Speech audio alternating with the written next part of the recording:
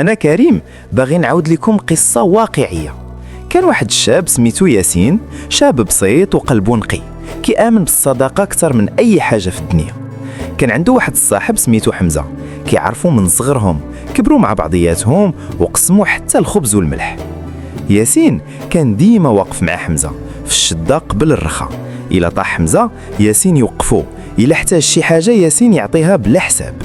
ولكن ماشي كل شي اللي كيبان ذهب كيكون ذهب.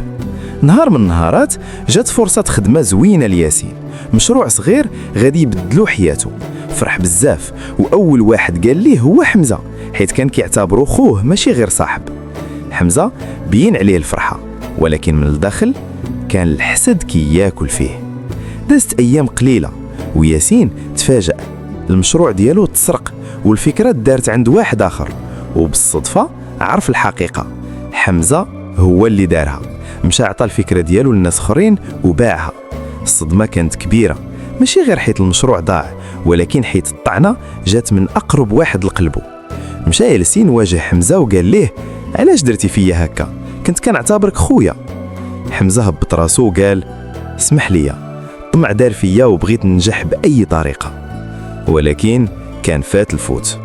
ياسين تعلم درس عمرو ما غادي ينساه، ماشي كل شيء اللي ضحك معاك باغي لك الخير، وكاين اللي كيستنى غير الفرصة باش يطعنك في ظهرك.